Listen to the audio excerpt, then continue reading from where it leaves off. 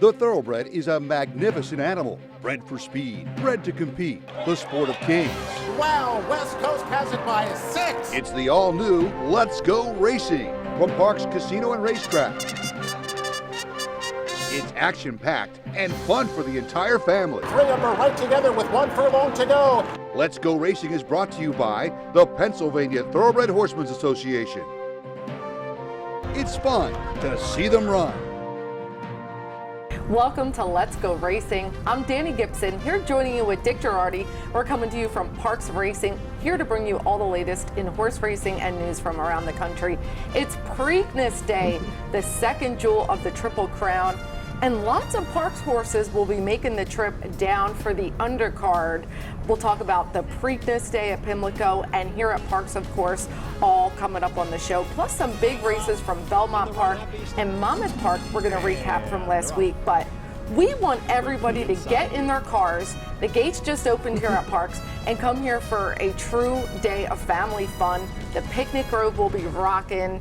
The pony ride's my favorite. The moon bounce, Dick's favorite. No question. And it's going to be a great day. Post time's 12:05. We're going to have better weather, that's for sure. But Preakness is a fun way to celebrate here at Parks. Yeah, no doubt. Second Saturday of the meet this year, and as Danny said, they had Derby Day. Not good. Just this will be warm, very warm. But yeah, no cancellation. Some really good races. The 8th race. How about the combined number of wins in race 8 today? 88 wins in the whole group. And in race 9, some very familiar horses. Wait for it. Rock On Luke and I Am Redeemed will all be in there. Some real good races here while you're getting ready for the Preakness. And then you can cap it off with watching the Preakness on the big screen. Yep. You can get a snack from the food trucks that will be here inside at Ron's Cafe. It's going to be an awesome So day. you can be here all day till like 7 o'clock when they run the Preakness. So it's an all-day affair, and get involved. Well, let's talk about the Preakness. It's a solid field of 9. No Derby winner, no Rich Strike.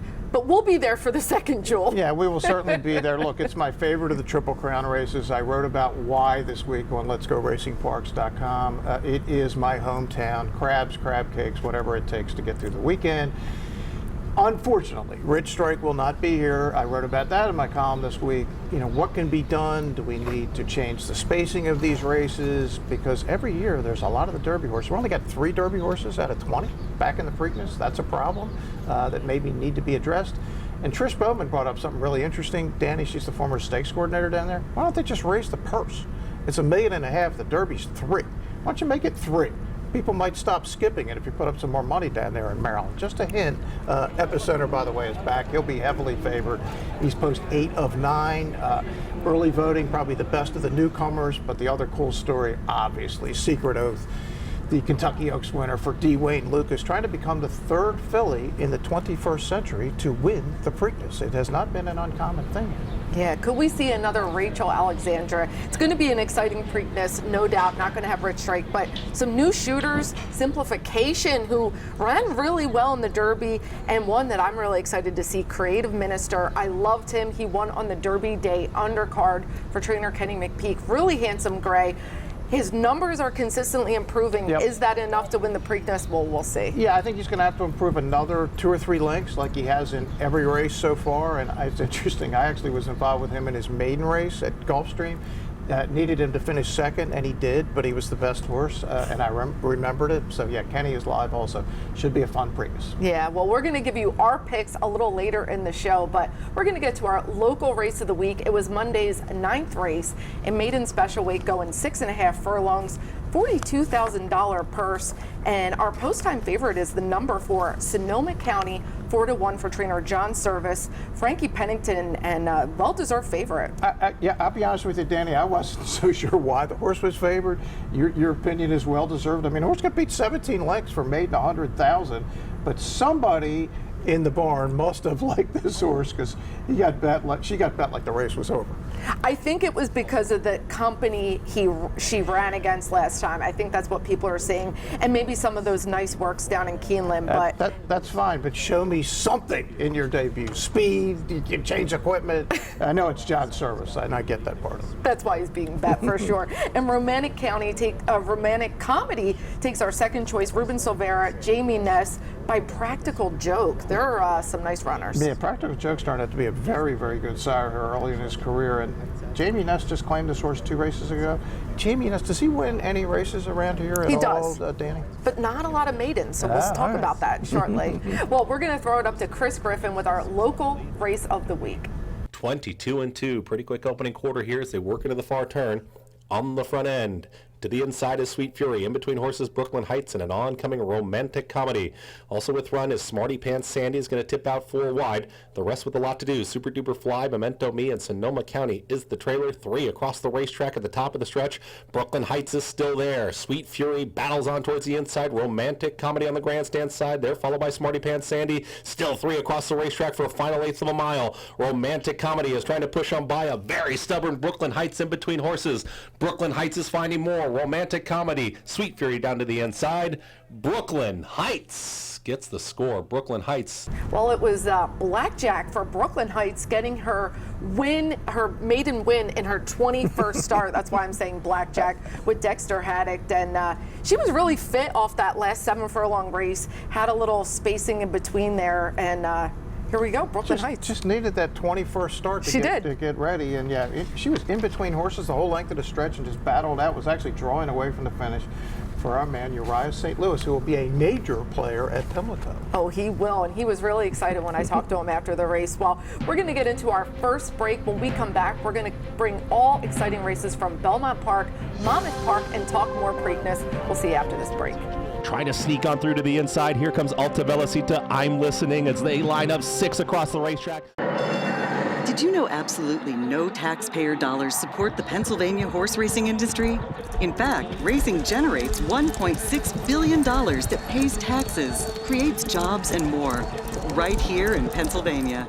If you want action and you want it now, you got to get the new Parks Racing mobile app. Wager and watch thoroughbred and harness racing from around the world. With the Parks Racing mobile app, it's easy to open and fund your account. Then place your wagers and cheer on your horse as they thunder down the stretch. With the Parks Racing mobile app, you'll easily make withdrawal requests, view the previous day's replays and results. Plus, open any new account now and you'll be automatically enrolled in the Parks Rewards program. The more you wager, the more you earn. Get the new Parks Racing mobile app and get in on the action.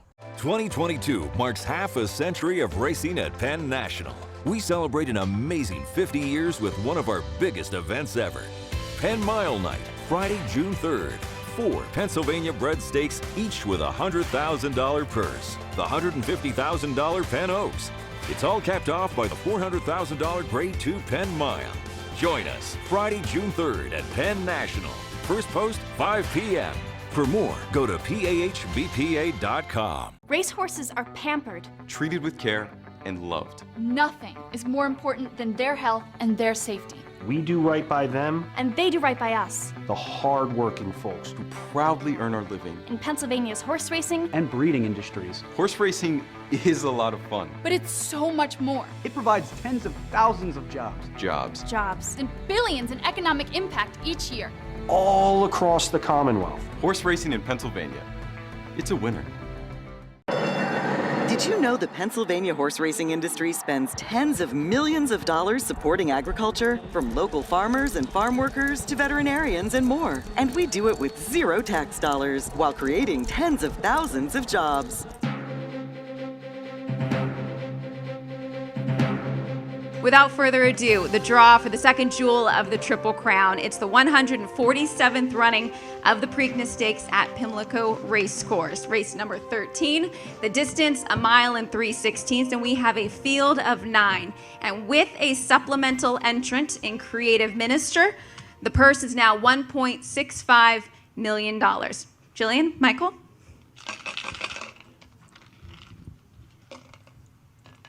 Eight is Epicenter. We got some oohs in here. Epicenter, your Kentucky Derby favorite and runner-up in the Kentucky Derby, is back on 2 weeks rest for trainer Steve Asmussen. Post position 8, odds of 6-5, your morning line favorite. Welcome back to Let's Go Racing. Our national coverage is brought to you by the Chapman Auto Group. If their emblem's not on the back of your car or truck, well, you did pay too much. We're going to start at Belmont Park. It's the Grade 1 Man o' War $700,000 on the turf, going a mile and 3/8. And our Breeders' Cup winner is the favorite Yabir for Charlie Appleby. Now, he's had a couple of races this year, one in Dubai, one in Great Britain, hasn't won, but we know how good Yabir is when he's at his best. We do, but he's going to have to contend with Gufo for Christophe Clement. Joel Rosario are 2-1 second choice. Yeah, Gufo's just a neat horse, Danny. I mean, we've won almost half his starts, just always gives you that big late push. Can he out-push one of the great finishers in the sport at Yabir? Here's the call of the Grade 1 Man o' War. Aban and Highland Chief, and the two of them are right together. The opening quarter, 25-1. Easter sits behind them in third, and then it's Gufo and Yabir at the back. Aban takes the field and heads for the backstretch. It's Aban in front by 3/4 of a length. Highland Chief on the outside in second, with Easter next in third, then Gufo and Yabir. And Yabir is about 7 or 8 lengths from the front. The half was 51-4. Aban by a half length. Highland Chief on the outside in second by a length and a half. Easter runs in third. It's 3 lengths. Back to Gufo and then Yabir. So no change in the order as they race midway up the backstretch. Aban continues to show the way by a half length over long shot Highland Chief. Then it's a length and a half to Easter, who has settled down now in third. And then it's Gufo. Yabir is on the outside. Aban is the leader, 3/4 and 1:17-3. Aban by a half length as they head for the far turn. Highland Chief on the outside in second, break of 2 to Easter in third. Then it is Gufo who begins to move, and so does Breeders' Cup winner Yabir. The mile in 1:42, Highland Chief, Aban. Gufo is 3 wide. Yabir is widest of all. And Easter is down towards the rail. And the field is in the stretch now. And here comes Highland Chief now to take the lead, with Easter rallying down at the rail. And Gufo coming on the outside with Yabir. There's a 16th to the finish. It is Highland Chief and Gufo and Yabir on the outside. It's going to be an upset. Well, Highland Chief gets the upset at 19-1, giving Trevor McCarthy his first Grade 1, an emotional win for him, for trainer Graham Motion, as Graham was really a big part of getting him started. Yeah, he said that's the first place he ever galloped was for Graham Motion, and he credited Graham and, of course, his dad, Michael McCarthy, who was a terrific jockey himself. And with these two riders, I mean, 2,907 wins for his dad, and Mike Jr. here, Trevor, 1,700 wins. So really, really good riders, and his first Grade 1 stake win. And look, Yabir had no chance given the pace, Danny. They went 51.84 to the half, 117.60. And trainer Charlie Appleby said, look, he does not like giving the ground. It rained a little before the race. He needs hard turf like he got last year at Del Mar when he was great. Which is why we're seeing him over here in the United States. There's more hard turf. And Highland Chief liked the soft turf, so really worked out for him. We're going to stay at Belmont Park. This race is for the 3-year-olds, a prep for the Belmont Stakes. It's the Grade 3 Peter Pan, going a mile and 1/8. $200,000 is the purse. Set Sail is our favorite at 2-1 for Richard Mandela. Yeah, I wonder what the price would have been on Rich Strike if he had been in this race. This was the race they were going to run in until they scratched into another race. What was that race again? Yeah, Set Sail coming from California, 2-1 favorite for Mandela, who doesn't always do so great when he comes east. He doesn't. And We the People are second choice for Rudolph Brissett.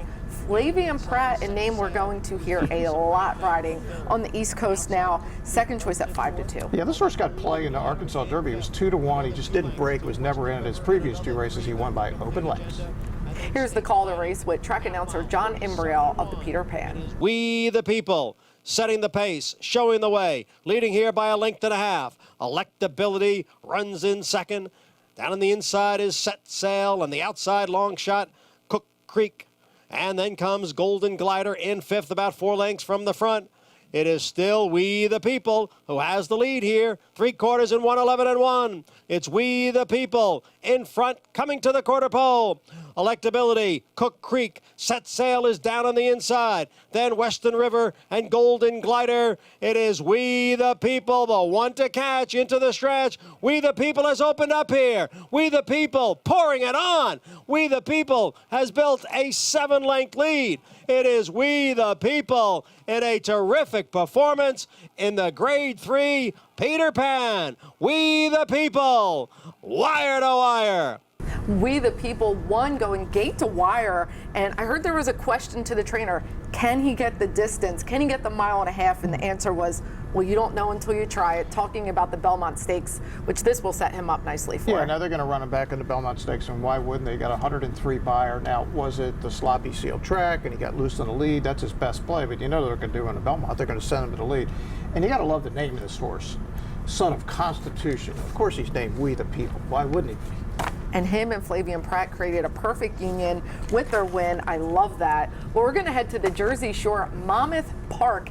It's the $85,000 Spruce Fur Handicap, going 6 furlongs for our fillies and mares. New Jersey breds are up, and our favorite is Alta Velocita for trainer Andy Simoff, 3-5 with Paco Lopez. And just happens to have, what is his co-owner? M3 Racing Stables. Oh, well, that's Jeff Maddie and his family. So we got to give the man of the PTHA, the executive director, a little run on this show. Absolutely. And Bramble Bay takes second choice for trainer Mike Denny.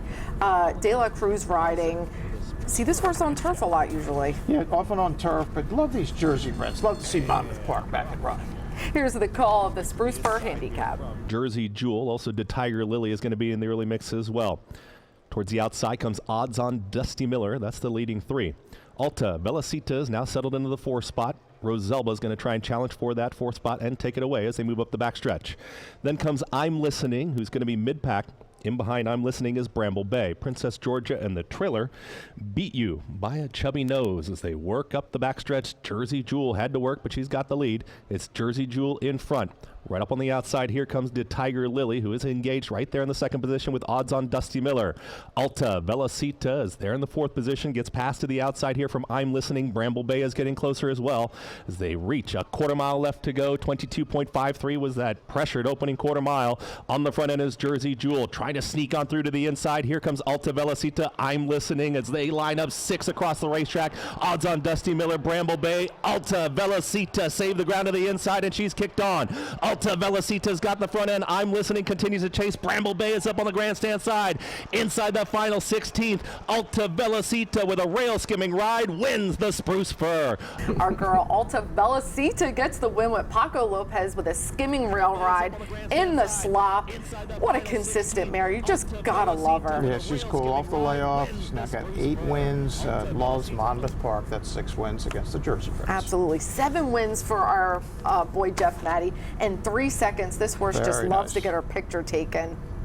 Well, we're going to head into another break. When we come back, lots more on race recap and Preakness Day. So stick around. We'll be right back.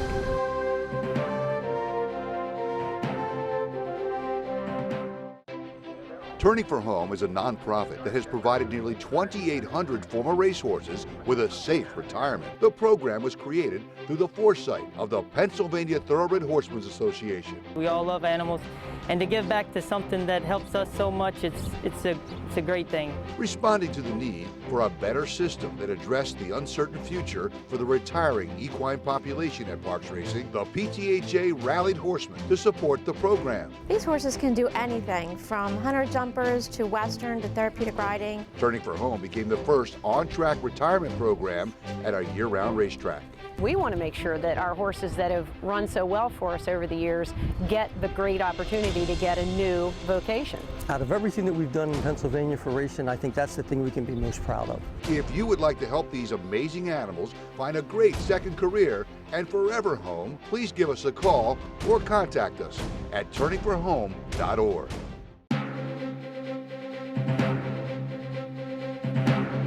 We have felt like this was a really nice horse from the beginning.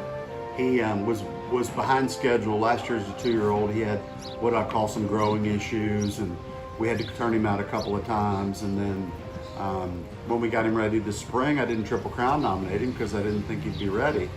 And then since then, he's just blossomed. Welcome back to Let's Go Racing. Our Jockey and Trainer of the Week is brought to you by Turning for Home, our proud racehorse retirement program right here at Parks Racing. And our Jockey of the Week, 7-pound apprentice Jaron Barbosa, a name we will hear a lot. He's riding here at Parks at Laurel. Penn anywhere he can, and he's winning as well. Well, there you go. So he's Jockey of the Week. He absolutely is. And our trainer of the week is Tyler Service. He had a really big win at Penn National. He's got a lot of horses coming up at Pimlico. And not only is he's not following in his father's footsteps, he's really making a name for himself. Yeah, he's a trailblazer. Look, Tyler's been around horses his whole life, and it was just a question of when he was going to get some good ones. He's get better horses, and he's winning more. Yeah, really fun to watch. Well, let's jump right into race recap. We're going to kick it back off at the Jersey Shore at Monmouth Park.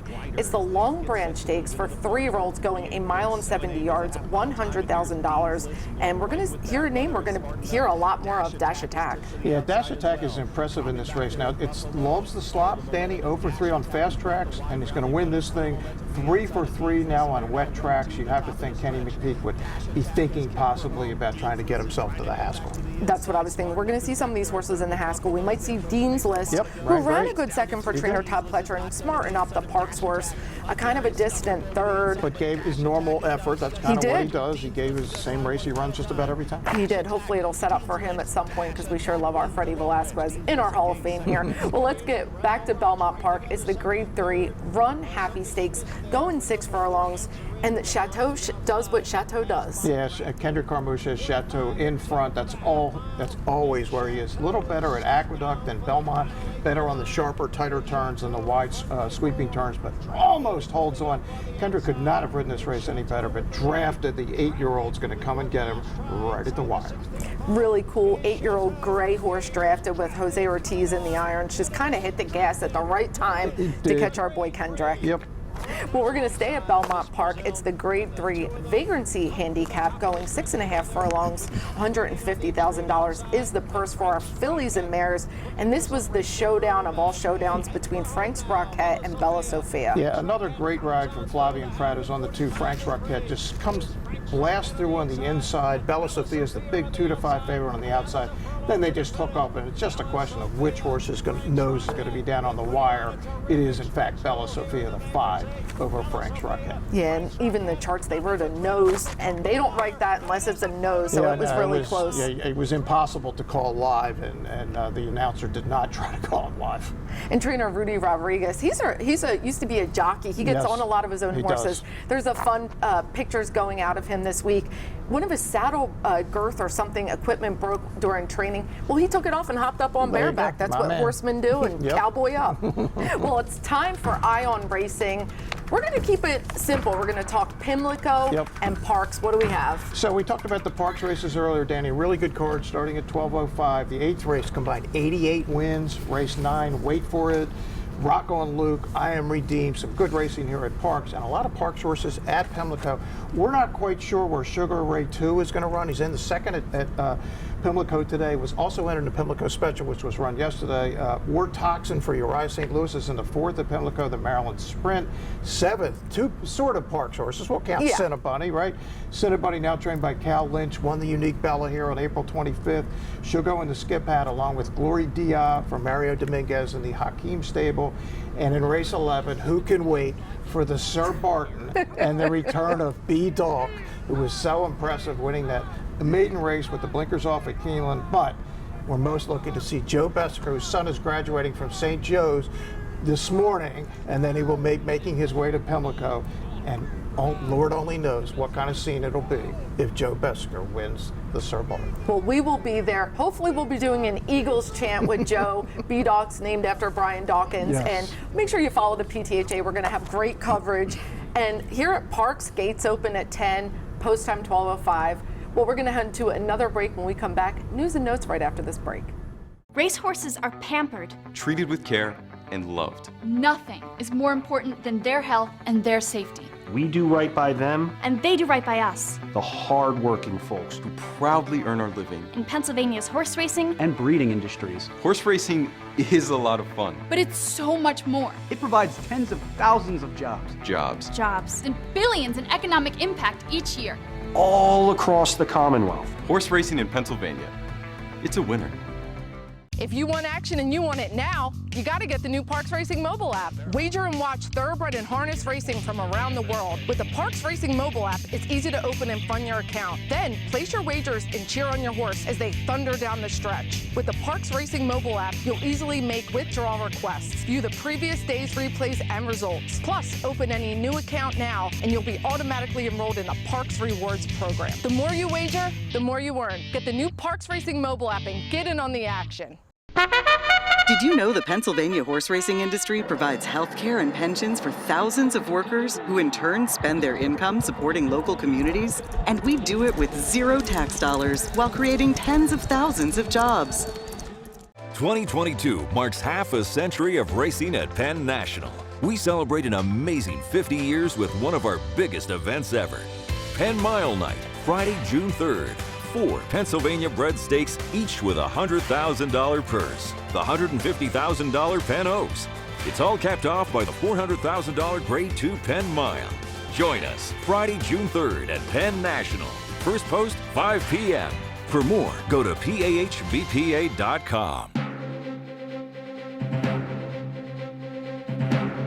I think racing needed a feel-good story. I think the fans out there wanted to get a hold of something positive to put their hat on, and she has been that. She's surprised me how big her fan base is. She'll tell us if we should be in the Preakness or not. She did have a great week after the Oaks. The Oaks seemed to be a good, solid race, but not a gut-stretching, hard race on her. So we right away said, let's try the Preakness. The purse money, the distance, the smaller field, a lot of pluses. Welcome back to Let's Go Racing. Our news and notes is brought to you by the Granny Fund, which provides continuing education for our backstretch community. And SiriusXM, you're back up today. I think it's actually Chris today. Oh, it's Chris. Griffin. I did last week, so we'll have Chris get a run with SiriusXM today at 11 a.m. Was it 85? Is that our channel? So they're check Chris Griffin out. Chris can talk about what's going on at Parks today. Yep. And we had our Pennsylvania Breeders' Dinner last week, and our very own Bruce Casella was able to get a picture with Triple Crown winning jockey Steve Coffin, rode a firm to those races. He did, and he was 18 then, and that was my first Derby. He's not 18 anymore, and neither am I. No, but he still looks great and very athletic. Yes, he does. How about that pure white filly, Sadashi? She won the Grade 1 Victoria Mile in Tokyo. She just got free berth into the Breeders' Cup Filly and Mare Turf. She is stunning. They're calling her the White Wonder. Yeah, understandably, she's amazing, and you don't need to look at the jockey silks if you're the announcer on this one. She's easy to pick out in the field. And all she does is win. Very rare and very beautiful. Horse. Yep. What do you like here, Danny? What do you think? All right, I'm not going to go crazy this time. Epicenter. 8 is my lucky number. He's got post position 8. I think early voting's going to be there, and I think the filly's going to round out the trifecta. All right, yeah, I like Epicenter in the Derby. I don't see any reason to get off him now. He ran great in the Derby. He would have won were it not for insanity with Rich Strike. I like the post. As Danny just said, 8 is better than 3. Gives Joe Rosario options to be able to look to his left. I like Epicenter. Not, unfortunately, at 4-1 this time. Probably closer to even money. I wouldn't be upset if the filly won. No, of course you wouldn't. It would be really cool to see. That'd be a great story. Wayne and all win his the Preakness again. Sure. In all his glory. But yeah, I'm going to keep it simple. Going to go with Epicenter. And yeah, so really exciting. Well, come hang out with us here at Parks. It's going to be a great day. Again, post time today, 12:05. Then we'll go back to our Monday, Tuesday, Wednesday at 12:55. Well, that wraps up our Preakness show. Thanks for joining us, and we'll see you next week on Let's Go Racing. And they're off. Speaker's Corner has early speed. Hot Rod Charlie, Midnight Bourbon, American Revolution. American Revolution, a 16th to go. Hot Rod Charlie is opening up. Hot Rod Charlie will win the Pennsylvania.